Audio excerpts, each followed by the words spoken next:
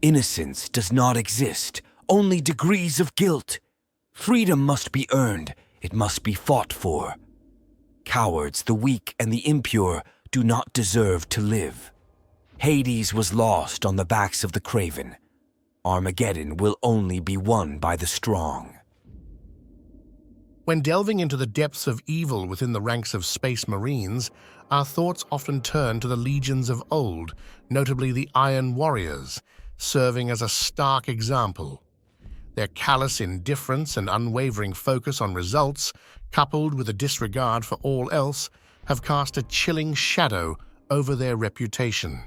Yet, a more poignant illustration lies with the Night Lords, masters of psychological warfare, who employed brutal and repugnant acts of violence to instill terror across worlds and solar systems.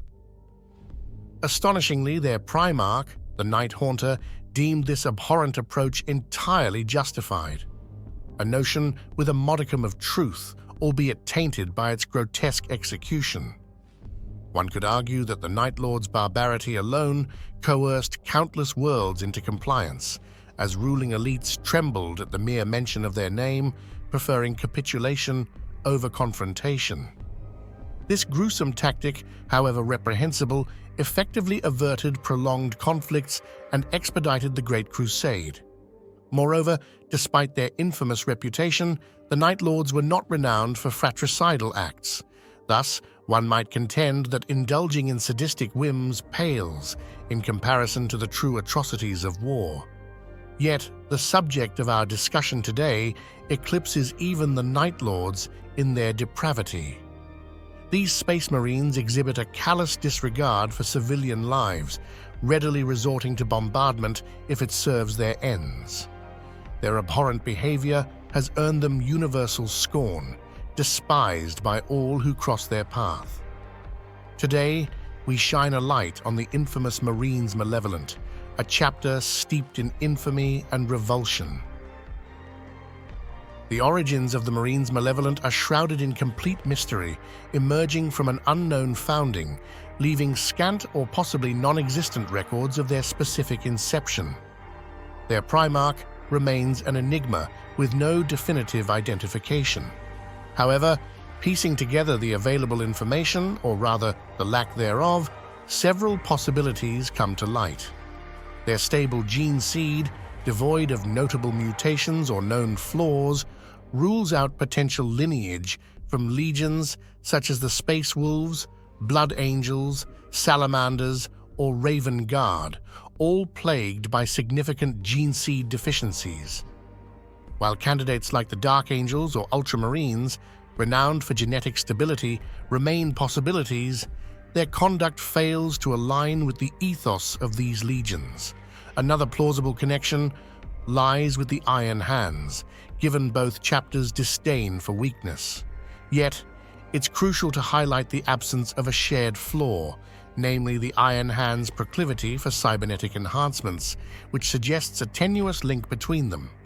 In fact, the likelihood of such kinship seems minimal, prompting speculation of a darker heritage. A compelling theory posits their descent from the Iron Warriors. Not only do the Iron Warriors exhibit a callous disregard for human life akin to that of the Marines Malevolent, but they also share a similar mindset. Furthermore, both chapters adorn themselves in identical colors, black, yellow, and silver, hinting at a deeper connection. It's worth noting that the Iron Warriors boast a notable contingent of loyalist elements, with many siding against their brethren during the Horus Heresy. These factors collectively suggest that the Marines Malevolent may indeed be their successors, though in truth, it remains unconfirmed. The Marines Malevolent stand as a formidable Space Marine chapter, their very name evoking images of relentless devastation and unyielding aggression. While they ardently prosecute wars in service of the Imperium and the Emperor, persistent allegations of their indiscriminate use of force against civilian populations and fellow Imperial forces have cast a dark shadow over their reputation. Their propensity for aggression and callous disregard for innocent lives has not only drawn ire from Sister Astartes chapters, but has also raised the ire of the Inquisition, sparking calls for investigation and censure. This brazen indifference to collateral damage has strained relations with their allies, nearly igniting open conflict with the Salamanders chapter on one occasion. Despite their undeniable prowess in battle, moral quandaries surround their methods. Many question the ethics of their approach, branding the Marines Malevolent as bellicose, antagonistic, and lacking in solidarity with their brethren Adeptus Astartes. Consequently, numerous factions within the Imperium refuse to collaborate with this notorious chapter. The Marines Malevolent adopt a cavalier stance towards collateral damage and the use of overwhelming force. They justify civilian casualties and the deaths of Imperial forces as regrettable yet necessary outcomes of their brutal tactics, asserting the absence of true innocence and only degrees of culpability. According to their doctrine, those unwilling to defend themselves do not merit the gift of life, their freedom perceived as a blood-bought privilege. Moreover, the Malevolents exhibit a ruthless pragmatism in salvaging equipment, weapons, and resources from fallen brethren of other chapters, further underscoring their uncompromising nature. In accordance with the anti-psyker edicts established at a certain council, the librarians of the Marines Malevolent are systematically barred from assuming positions of leadership within the chapter, adhering steadfastly to tradition and doctrine. During 41st Millennium, the Marines Malevolent mobilized their entire chapter in a show of force to bolster the Macarian Crusade, a monumental endeavor led by the esteemed Lord Commander, Sola Macarius. In a strategic alliance, they fought alongside the somber Star Phantoms chapter in numerous harrowing battles throughout the campaign. However, tragedy struck with the untimely demise of Lord Sola in 400 M41, plunging the Imperium into the throes of the Macarian heresy, a convulsive civil war and power struggle among Macarius's generals and warlords. Caught in the maelstrom of factional conflict, the Marines Malevolent found themselves locked in a bitter and protracted struggle against their former allies, the Star Phantoms. The clash proved costly, pushing the Marines Malevolent to the brink of annihilation at the hands of their erstwhile comrades. Though ultimately vindicated of any heretical taint, their actions during the tumultuous period drew censure from the Holy Ordos. The Marines Malevolent are also known for their clashes with the Salamanders, which occurred on at least 2 distinct occasions. The first instance unfolded during the Archimedes Rex incident.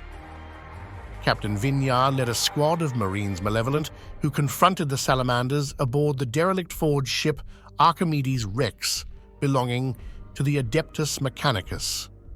While the Salamanders were engaged in a rescue mission searching for survivors, Sergeant Lorcar's Marines Malevolent arrived with the intention of claiming salvage rights to the Astartes armor and weapons found on board. This action went against the established agreement between the Adeptus Astartes and the Mechanicus to return such items to the Mechanicus's possession. The Marines Malevolent and Captain Vinyar only backed down when faced with the superior firepower of the Salamander's strike cruiser, Vulcan's Wrath. Later, when Vulcan's Wrath crash-landed on the planet Scoria, Captain Vinyar arrived in time to rescue the survivors of the Salamander's Third Company. However, this aid was provided only after Captain Enkeln of the Third Company agreed to return the salvaged weapons to the Marines Malevolent. Salamanders, Chapter Master Tushan later confronted Captain Vinyar on Nocturne, the Salamander's homeworld, accusing him of shadowing Vulcan's Wrath for revenge. Tushan upheld the agreement made by Captain Enkeln, but cautioned the Marines Malevolent about their arrogance, warning that it would not be forgotten.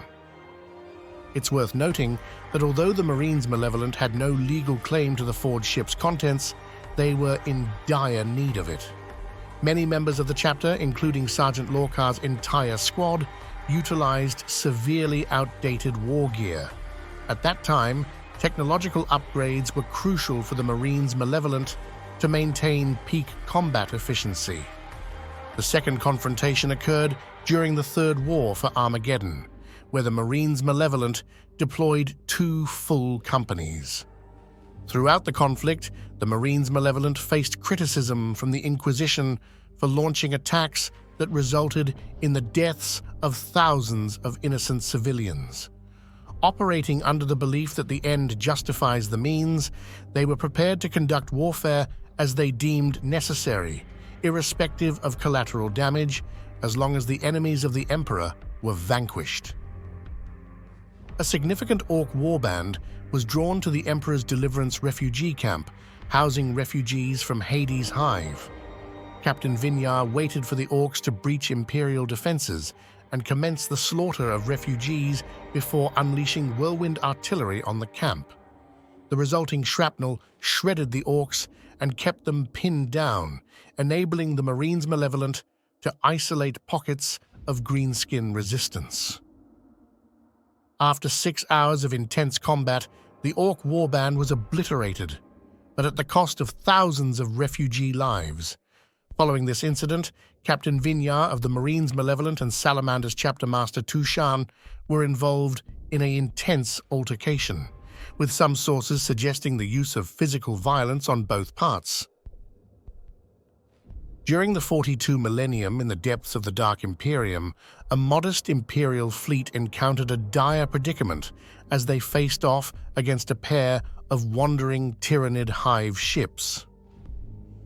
Leading this fleet was the Terra Nostra, the Imperial flagship tasked with transporting precious Primaris Space Marine gene tech under the vigilant protection of custodian wardens. Faced with imminent overrun, the SHIELD captain in command ordered an urgent teleportation maneuver to the nearby death world of Loke II. Hotly pursued by relentless Tyrannid swarms, the wardens retreated into the treacherous, fume-shrouded volcanic highlands, determined to safeguard their invaluable cargo at any cost.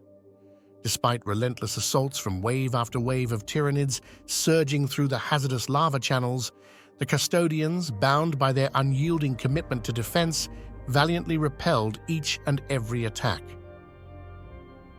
A full solar month passed before a relief force of Marines Malevolent arrived in orbit, unleashing thunderous firepower that drove the Hive ships into retreat. Descending to the planet's surface, they discovered a lone surviving warden, grievously wounded yet resolutely maintaining his vigil over the untouched treasure trove of Primaris technology amidst a grim fortress of Tyrannid corpses. Hate compels us. It drives us. Keener than any sword, more enduring than any starship or fort, colder than Fenrisian ice. In summary, the Marines Malevolent epitomize some of the most undesirable traits found among Space Marines, traits unfortunately not uncommon within the Imperium. Chapters like the Salamanders, who genuinely value the lives of ordinary humans, are indeed rare exceptions. However, what sets the Marines Malevolent apart is not just their disregard for life, but the extreme manner in which it is expressed. Their notoriously difficult demeanor is met with revulsion not only from other Space Marine chapters, but even from the Adeptus Mechanicus, who are responsible for supplying all loyal Space Marine chapters. The Marines Malevolent's reliance on severely outdated war gear betrays a strained relationship with the Mechanicus. Even their elite unit, the Vilifiers, lacks access to top-tier equipment. Consequently, they resort to scavenging war gear not only from fallen comrades, but also from other chapters, fueling rumors that they may even scavenge from traitor forces, risking exposure to the corrupting influence of the ruinous powers. In the grand scheme of the grimdark universe, the Marines Malevolent and their attitude verge on the absurd, serving as a reminder of the often absurdly dark nature of the law. With that said, I find them and their outlook somewhat amusing, representing a facet of the law that, while dark, can also be somewhat comical. And that wraps up today's discussion. Don't forget to like, subscribe, and share your thoughts on the Marines Malevolent in the comments below. Until next time.